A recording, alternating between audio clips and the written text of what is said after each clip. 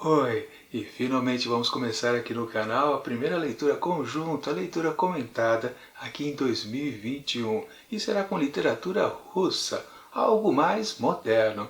Não vamos tão aos clássicos. Bom, me refiro a uma obra do escritor Boris Pasternak, Doutor Zhivago, que se remete, claro, àquele filme lá do cinema super famoso, homônimo, Doutor Zhivago. Bom, será uma aventura em 14 semanas, especificamente 14 domingos a partir de hoje. E temos aqui nesse primeiro vídeo, então, a análise dos primeiros capítulos, da primeira parte e também da segunda.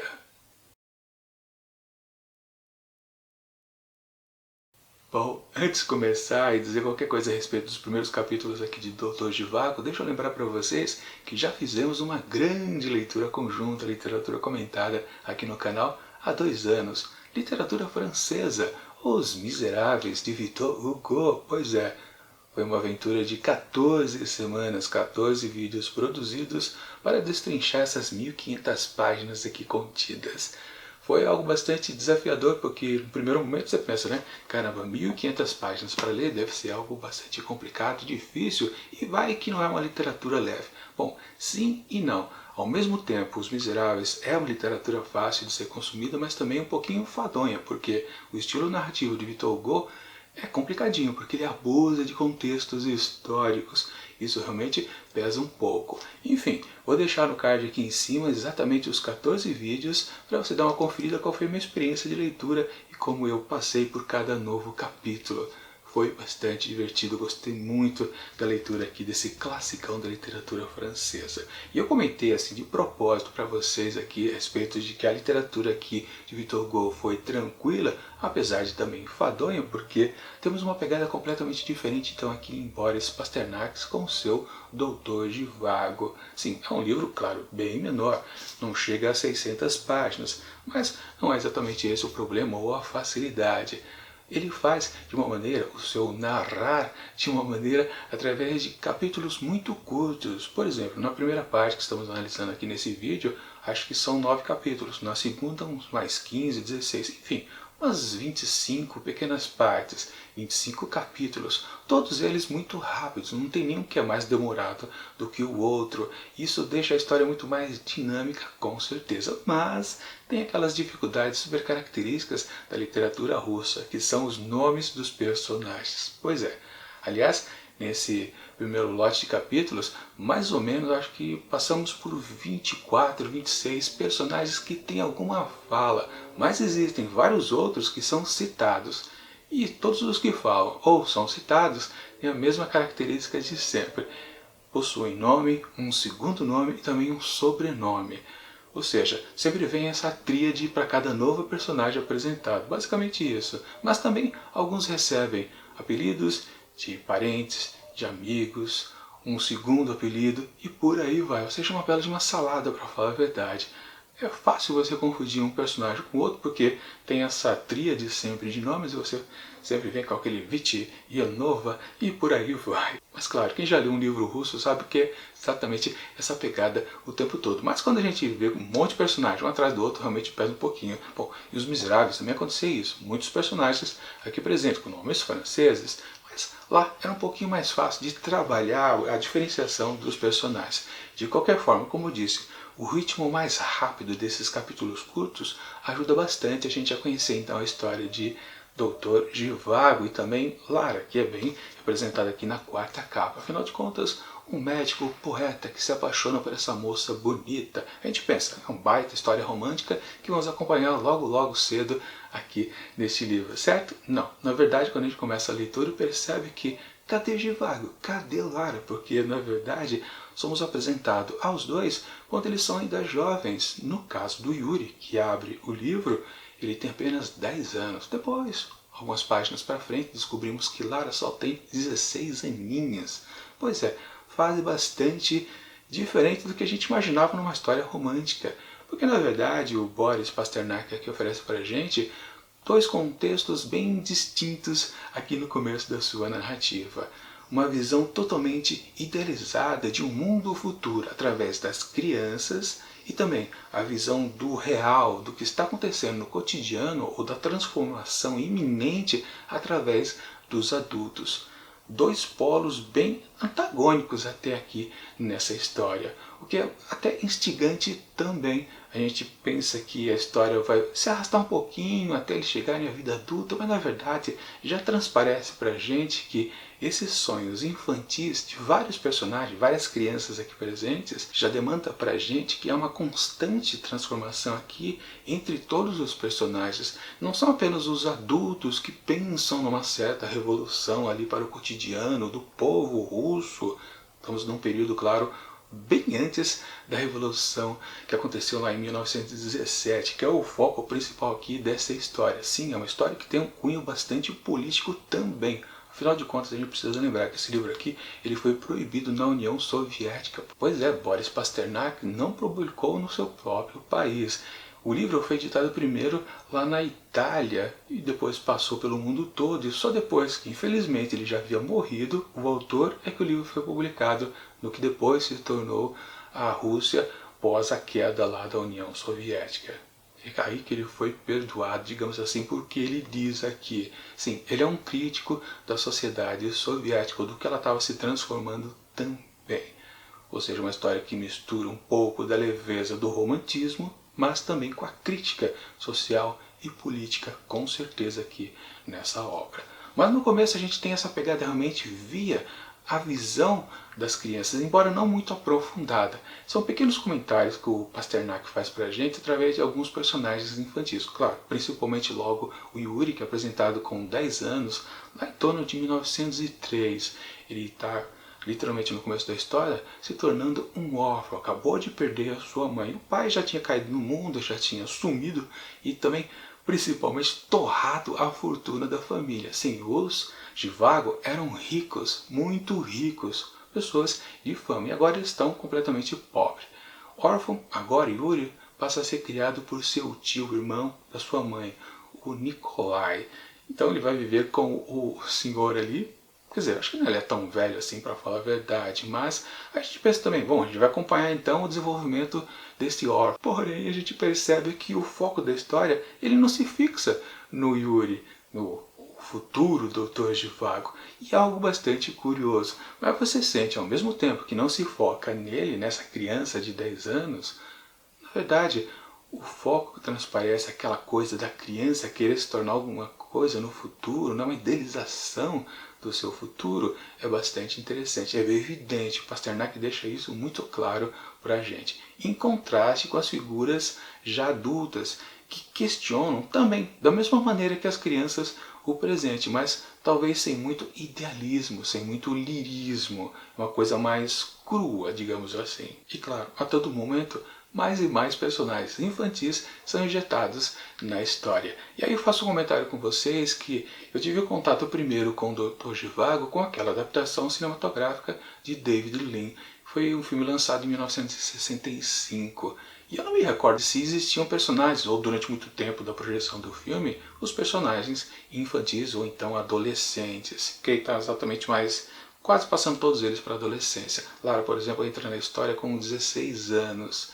E sim, há uma grande diferença então da adaptação cinematográfica, com certeza não se valendo de tantos e tantos personagens que passam por aqui logo no começo da história, mas no desenvolver dela, com certeza, mais outros tantos, uma batelada de personagens, irão sim dar as caras por aqui. Ou seja, claro, o filme é sempre simplificado, mas esse contexto ali do romantismo, das questões sociais, políticas, bom, isso já existia lá na versão cinematográfica, com certeza, não tenho dúvida disso. Mas algo que talvez fique bem diferente é uma questão que tem a ver, por exemplo, com este tio do Yuri, que é um ex-padre, que é algo curioso e até remete, inclusive, também à minha experiência inicial com a leitura de Os Miseráveis, porque no começo a gente não conhece o protagonista da história, o Jean Valjean, a gente tem acesso ao padre Monsieur Bienvenu. Pois é, e é uma figura completamente carismática, que arrebata a gente, e a gente nem liga que o personagem principal ainda não apareceu. E no caso aqui, o ex-padre, que é o tio de Yuri, a gente tem então, na verdade, também uma pegada bastante filosófica dele. Ele é um escritor. Aliás, o narrador do livro já diz pra gente que no futuro ele será conhecido por grandes e grandes livros que ele ainda vai escrever. De vez em quando o narrador diz algum apontamento do futuro pra gente também. E sim, o tempo todo essa história remete ao futuro, seja na visão das crianças que querem crescer e se transformar em adultos diferentes do que eles enxergam, seja na visão dos adultos já presentes aqui na história, que querem transformar a sociedade onde eles vivem, e o próprio narrador então aqui do contexto todo diz pra gente alguns pitacos do que vai acontecer com os personagens adiante. Claro, sem muitas grandes revelações, não são spoilers que ele dá, mas dá um indício que alguma coisa vai ficar diferente no pensamento dessas pessoas. E acredito que ao longo dos capítulos ele vai continuar fazendo isso mais e mais. Mas, no contexto geral, basicamente a história é essa. Agora, detalhes a respeito da história. Bom, naquela confusão realmente dos capítulos curtos, dos nomes complicados, e na exposição desses dois pontos distintos, que é a visão infantil e a visão adulta, nós temos que a história vai dando pequenos pulinhos assim no tempo. Ela começa mais ou menos lá em 1903, se estende até 1906, ou seja, bem distante do futuro momento da Revolução, lá em 1917, que deve ser o cerne sim do filme, do livro, que é o que eu lembro lá do filme. Aliás, falando em lembranças do filme, eu não lembro praticamente nada, eu devo ter visto ele inteiro só 2 vezes, porque não é o tipo, na verdade, de filme que fica se repetindo na sessão da tarde. É um filme mais classudo, mais pesado, não tão digestível para se consumir assim durante o dia. Eu lembro que passava de vez em quando uma reprise alta madrugada, e eu chegava a ver uma cena ou outra, mas não revia o filme completamente. Então, na verdade, toda a história que eu gostei de ter visto o filme se perdeu na memória, mas eu tenho a impressão que era um grande filme. Quer dizer, ele é um grande filme, mas eu não sei se talvez ele se mostre muito arrastado hoje em dia. Ou seja, se é uma história muito pesada, complicada, muito tensa, não sei. Mas aqui, no contexto dos capítulos curtos, sim, tem uma certa bagunça também, mas é o estilo narrativo também do Pasternak. É curioso como ele passa de um momento ao outro rapidamente, sem muita enrolação. Como, por exemplo, nesse momento, claro, que o Yuri vive, ou tendo que viver com o seu tio, já que ele é um órfão, ele vai com o tio para qualquer lugar que ele vá morar ou vá trabalhar. Num certo momento então da história, lá no começo mesmo dela, eles vão para a região sul da Rússia, lá por Volga, e passam por uma cidade onde tem um amigo lá do Nikolai, que é o Ivan, e ele comenta que em certo horário de todas as manhãs passa o trem lá ao longe, na via férrea. Vocês veem o trem pequenininho, e ele comenta, sempre às 5 da tarde o trem passa. E justamente quando ele comenta, o trem está passando, só que há uma certa diferenciação. O trem para no meio ali da via e é algo completamente estranho. Algum problema deve ter ocorrido. E a cena se encerra rapidamente já. Então no próximo capítulo, não sei se no seguinte ou já no outro, ele mostra exatamente o que está acontecendo lá dentro do trem. Ou seja, o Pasternak ele é bem dinâmico o tempo todo na sua narrativa, embora pareça sempre um pouquinho pesado justamente pelos contextos de muitos personagens serem apresentados o tempo todo. Principalmente quando entra no momento mais político das questões. Sim, antes, através da cabeça do ex-padre tio do Yuri, nós tivemos uma política ali já embutida, já explanada para a gente o tempo todo. O padre, dá para perceber que não é muito das questões coletivistas, ele é mais a respeito do individualismo das pessoas. É necessário que as pessoas sejam individuais, não se metam em grandes coletivos. Talvez um contraste também das questões religiosas, que embute bastante coisa de união, mas a união não precisa ser tanta, é preciso também muita independência para se conquistar justamente a plenitude da vida. Sim, as questões filosóficas, sociais, políticas, tudo embutidas ali nas falas desse ex-padre do Nikolai. Mas aí quando a gente entra no campo lá, justamente dos trabalhadores que estão querendo fazer as greves, nós vemos uma partida um pouco mais homogênea, mas do mesmo jeito a gente percebe que esses adultos, eles também estão querendo um mundo melhor, obviamente. Se eles querem fazer uma insurgência, eles não chamam ainda de revolução, mas eles querem modificar, claro, a Rússia daqueles tempos. Afinal de contas, o mundo lá dos russos através do que era oferecido por seu czar, o Nicolau II, não era lá uma coisa muito boa. A Rússia estava num ambiente de extrema pobreza, principalmente pelas guerras que a Rússia enfrentava com o Japão, naquele período ali de 1900 e alguma coisinha, e também depois até entrando na Primeira Guerra Mundial. Eu ia falar segunda, não, a Primeira Guerra Mundial. E vamos combinar que o Nicolau II não era um grande de um líder, ele fez grandes burradas, inclusive uma delas, na verdade devia estar sendo citada aqui na história, mas fica meio en passant no texto, não dá para determinar exatamente se aquele capítulo faz referência, por exemplo, a uma grande tragédia provocada pelo Nicolau II, que foi uma passeata onde várias pessoas do povo ali russo foram diretamente, né, ao palácio imperial lá do czar entregar uma carta aberta pedindo coisas para a melhoria do povo, patati, patatá, aquelas coisas todas, né? O Nicolau, ele tem uma atitude completamente ensandecida. Ele mandou passar fogo em todo mundo que estava lá na praça. Milhares de pessoas morreram. E foi aí que começou, digamos, o estopim do que seria a Revolução lá de 2017 e a derrocada, claro, do reinado do czar. Mas o Pasternak passa por esses momentos políticos, sociais, bem de leve. Ele não determina exatamente, por exemplo, o que aconteceu esse dia aí, foi denominado como o Domingo Sangrento, onde as pessoas foram fuziladas pelos exércitos. De todo modo, é interessante, porque aí a gente pode de novo fazer uma comparação com Os Miseráveis. Victor Hugo, eu comentei que ele tem um texto enfadonho, principalmente para questões históricas. Ele carrega muito nas tintas, ele dá muitos detalhes a respeito dos contextos históricos onde a sua história está se desenvolvendo. E em termos políticos aqui, é muita coisa injetada no texto. O Pasternak já é um pouquinho mais leve, ele comenta bem de passagem o que está acontecendo, ou seja, você tem que ir atrás da história, fazer pesquisa por fora, porque aqui mesmo você não vai encontrar muitos detalhamentos. E acredito que na obra inteira vai ser assim, sem muita especificidade, coisa que lá do Victor Hugo em seus Os Miseráveis, ele fazia com uma precisão enorme, isso porque ele era um historiador, o Victor Hugo. Pasternak não era apenas um escritor, claro, de literatura romântica, quem sabe. Aliás, a gente precisa reparar realmente se essa história vai ter muita pegada leve por causa do romantismo ou não, ou ficar uma coisa mais densa pelo seu lado político também. Na verdade, também a gente pode perceber que as crianças aqui, elas têm uns anseios também românticos, eles já querem se associar. Tem uma outra figura aqui muito característica, uma das crianças que aparece, que é um tipo amiguinho do Yuri, que é o Mika. Ele se apaixona por Nadia, mas naquelas de se apaixonar, mas não declarar exatamente a situação para a moçoila. Claro, a gente vai ver todas essas crianças crescerem e eles sim serem os protagonistas, acredito, aqui dessa história.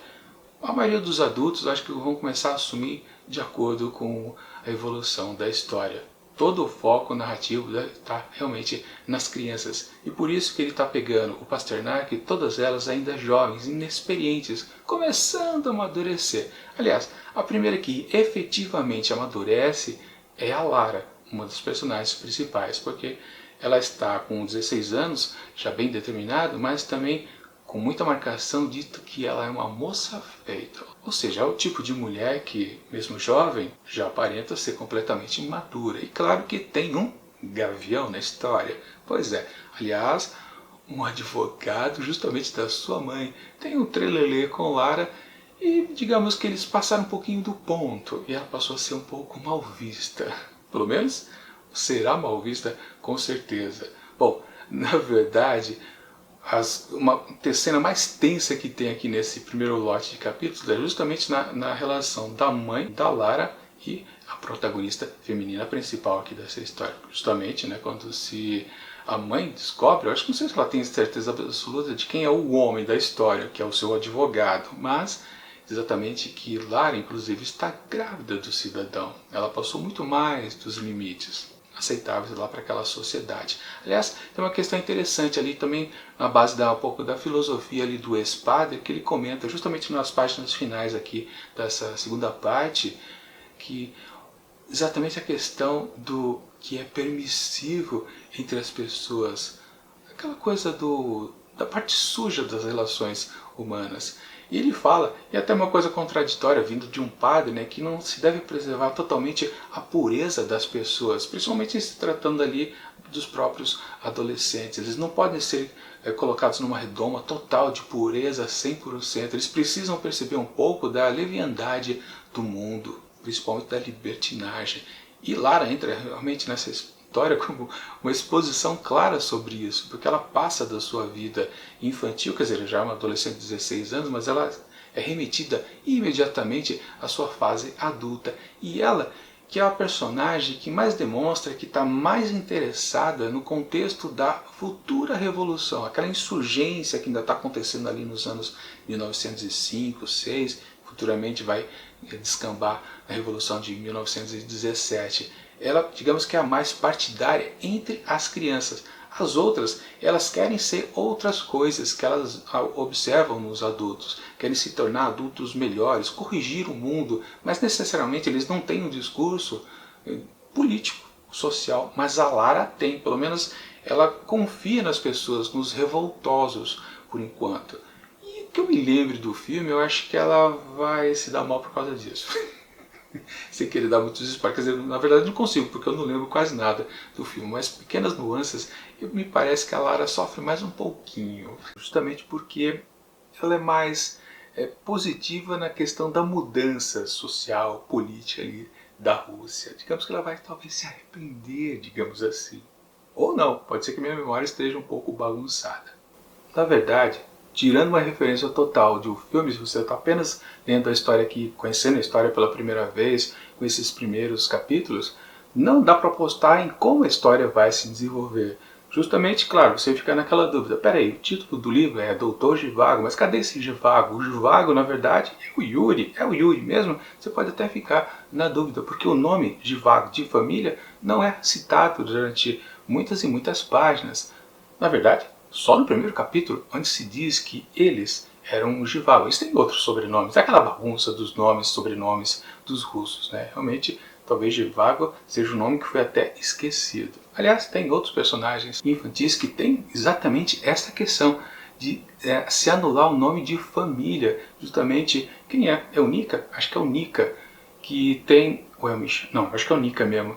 Que o pai dele era um terrorista, considerado terrorista, e se pediu lá pelas autoridades que ele pudesse usar o nome da mãe. Ou seja, já tem essa questão também dos nomes, ou das identificações, como por exemplo um outro personagem infantil também, que é o Misha, que é de uma família judaica. Ele não entende essas questões de ser um judeu e ser considerado diferente pelos outros. Ou seja, todos os personagens infantis ou pré-adolescentes, eles já têm um desejo de mudança constante aqui nessa história. Aliás, me veio a lembrança também outra coisa que também é uma coisa que me parece ser a reminiscência do que eu vi lá no filme, que é o nome Pavel. Aparece dois Pavel aqui nessa história, que aliás eu não tenho certeza se o Pavel que aparece lá nos primeiros capítulos é o mesmo que aparece nesses últimos capítulos aqui desse primeiro lote que a gente está vendo. Não sei se é o mesmo, mas o Pavel é um nome que me parece que fazia parte das minhas lembranças. E no finalzinho aqui desse primeiro lote de capítulos, a Lara meio que tem um certo interesse nesse tal Pavel, que justamente tende a ser um certo interesse romântico dela, porque, óbvio, o Yuri, ele é muito jovem ainda. É aquele coisa que... E tem uma questão que eu percebi fácil depois de um certo momento, que o Yuri é apresentado no primeiro capítulo, mas imediatamente ele some. As figuras adultas ficam dominantes aqui na narrativa de Pasternak. As crianças vão apenas sendo pontuadas aqui e acolá. Mas, principalmente, o Yuri, ele é até substituído pelas outras crianças que vão aparecendo, porque as outras ganham destaque. E por que o protagonista está desaparecendo? Bom, isso fica mais evidentemente demonstrado. O motivo, talvez, porque quando Lara aparece, também aparece e some. Mas depois, nos últimos capítulos aqui desse primeiro lote, ela ganha muita frequência, justamente por causa daquela questão que ela se envolveu com o advogado de sua mãe, acabou flertando com ele e acabou ficando grávida. Bom, no final a gente percebe, peraí, a protagonista da história então é a Lara, mas não era para ser o Dr. Zhivago? Sim, uma coisa conflitante. Talvez o Pasternak vá usar o tempo todo a Lara como um meio de demonstrar as variantes da sua própria história. Ou seja, ela é uma um pano de fundo, um fio condutor talvez, sendo Yuri algo que vai tangeando a figura, a presença marcante de Lara. Lara é um personagem feminino forte, com certeza, aqui nessa história.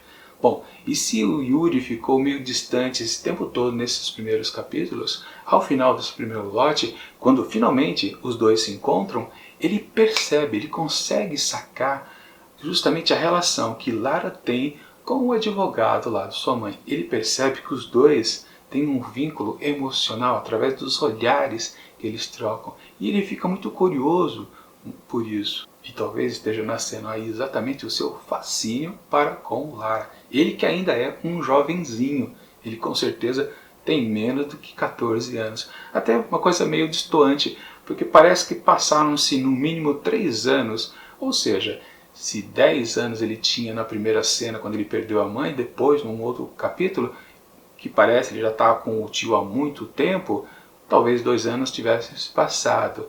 Ou seja, no último capítulo, quando ele tem um certo fascínio por Lara, é meio que não combina muito que ele esteja já com uma idade mais próxima a esses 16 anos dela. Talvez ele tenha 15, digamos assim. Mas o pensamento, a observação que ele fez, justamente daquela troca de olhares entre Lara e o advogado, seu amante, é aquilo, coisa mais, uma astúcia de uma pessoa um pouco mais madura, começando a ser madura. Mas, ao mesmo tempo, parece que está junto com o seu amigo Misha ali, os dois parecem descritos pelo texto, pelo narrador, como crianças pequenas que obedecem ao que os adultos estão dizendo. Ó, tipo, fica aqui quietinho, aqui e acolá. Assim no contexto eu acabei não dizendo, né?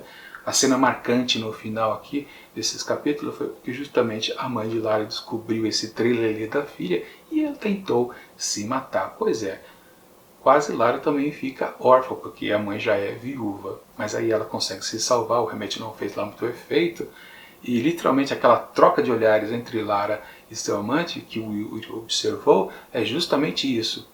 A percepção que a tragédia que estava sendo anunciada da mulher se matar por causa do envolvimento dos dois não aconteceu. Eles poderiam viver ainda em paz. E foi isso que ele sacou. E aquela safadeza também ali na química entre os dois.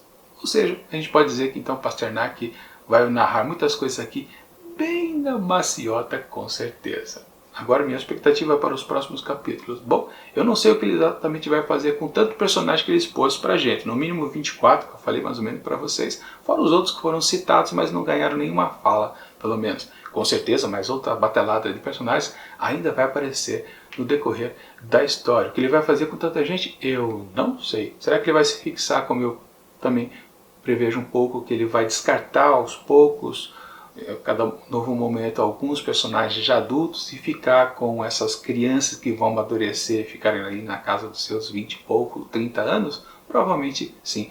E também uma lembrança que eu tenho do filme, se eu não me engano, eles envelhecem bastante ao final lá da projeção. E eu acho que vai acontecer provavelmente aqui também. Vai passar bastante lá dos anos do começo da Revolução, ou seja, a transformação ali da Rússia na União Soviética, com certeza vai ficar bem evidente aqui nessa história.